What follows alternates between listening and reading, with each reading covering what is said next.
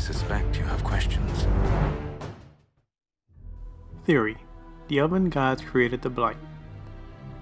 As many of you know, the Blight is the tainted infection that comes from the darkspawn. It only infects living things and will slowly kill those infected by it. The only way to fend off the Blight is to become a Grey Warden. However, this is no cure, as it only prolongs the taint from killing them for a few years. However, while we have a basic idea of what the Blight is, we do not know its true origin.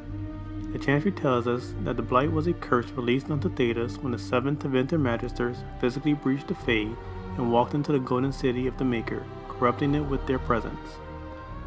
For their trespassing, the Maker cast them out, creating the first Darkspawn and unleashing the taint onto Thedas. The Corypheus tells us that when he and the other Magisters entered the city, it was already corrupted. That they did not create the corruption, but discovered it. The light. We sought the golden light. You offered the power of the gods themselves. But it was black, corrupt, darkness. Ever since. How long? While it may be difficult to believe the words of an ancient Tevinter Magister corrupted by the Blight, we should at least entertain the idea that what he says holds a grain of truth. It is widely theorized that the Black City holds the Evanurus, trapped there by Fenarel, or as we have come to know him as Sodas. They were trapped there for slaying Mathal, one of their fellow gods, but this doesn't explain how or why the Blight would be there with them. Sodas kindly left this out of his explanation. There are codex entries that suggest that the Blight predates human arrival to Thedas. The codex entry found in the Hall of Shrines in the Temple of Mathal from Dragon Age Inquisition reads, "One day Andrua grew tired of hunting mortal men and beasts. She began stalking the Forgotten Ones, wicked things that thrive in the abyss. Yet even a god should not linger there, and each time she entered the void, Andrua suffered longer and longer periods of madness after returning. Andrua put on armor made of the void, and all forgot her true face. She made weapons of darkness, and plague ate her lands. She howled things meant to be forgotten, and the other gods became fearful Andrua would hunt them in turn. So Mathal spread rumors of a monstrous creature, and took the form of a great serpent, waiting for Andrua at the base of a mountain. When Andrua came, Mathal sprang on the hunter. They fought for 3 days and nights, Andrua slashing deep gouges in the serpent's hide. But Mathal's magic sapped Andrua's strength and stole her knowledge of how to find the void. After this, the great hunter could never make her way back to the abyss, and peace returned."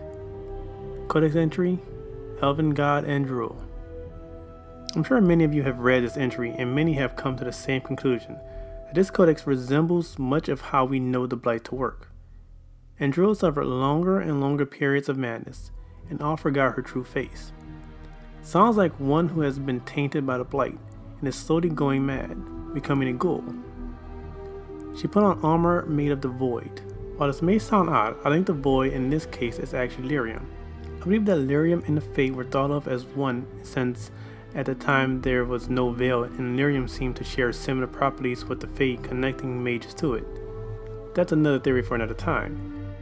So I think Andrua crafted armor made of lyrium, but more precisely tainted lyrium. She made weapons of darkness, and a plague ate her lands.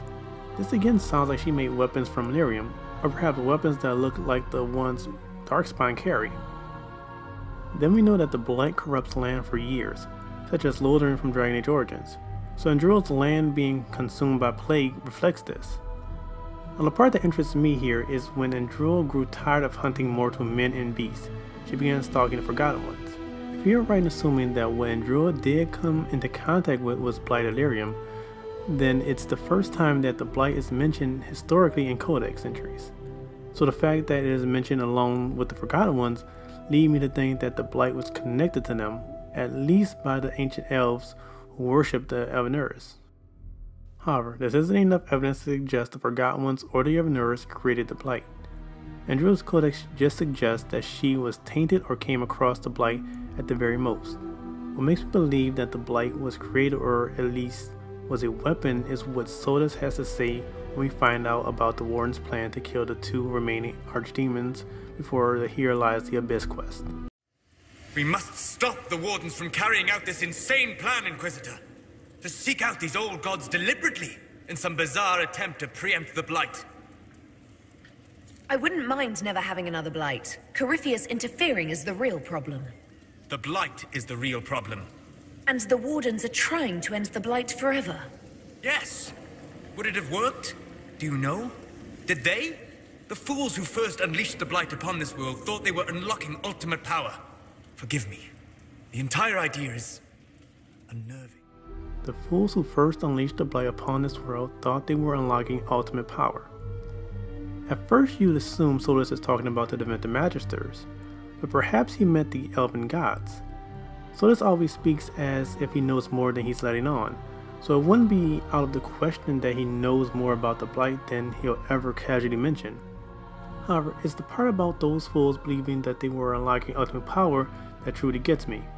Corypheus even says that he and the other Magisters went to the Golden City looking for their gods, and while they were promised power, it's implied that some being was influencing the Magisters.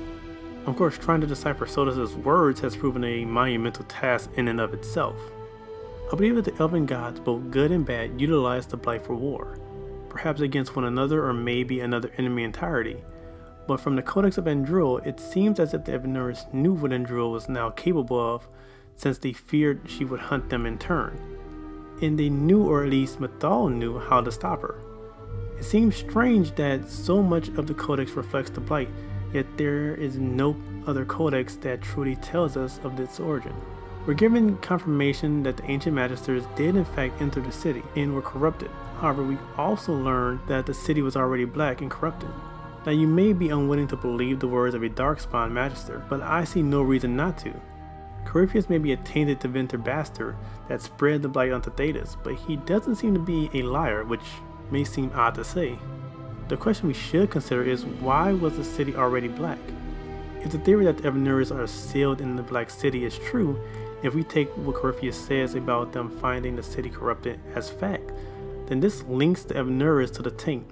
I once breached the Fade in the name of another to serve the old gods of the Empire in person. I found only chaos and corruption, dead whispers. For 1,000 years I was confused, no more. I have gathered the will to return under no name but my own, to champion withered Tevinter and correct this blighted world. Beg that I succeed, for I have seen the throne of the gods, and it was empty. Thedas also seems knowledgeable about the Blight, despite him being asleep for millennia, meaning he would not have a first-hand account of the Blight while in Uthenera. Or perhaps he has just in a different sense. He says that one does not just smugly outwit the Blight. While Thedas doesn't divulge his true identity or his plans to us, he also doesn't outright lie or completely withhold his knowledge of certain things. I believe that the elven gods are the fools who first unleashed the Blight, and would have destroyed the world. Perhaps Evanurus wished to use the Blight, a lust for power which would have resulted in them destroying the world, and maybe Mythal opposed this, thus they murdered her. All of this would fit into the reason why Thedas says he sealed them away. Had I not created the Veil, the Evanurus would have destroyed the entire world. You said that the elven gods went too far.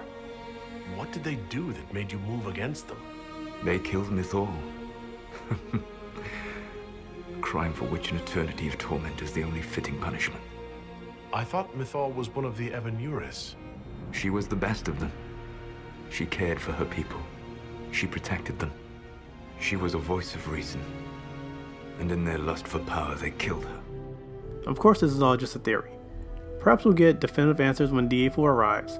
I can't wait to dive into all the lore that gets unveiled.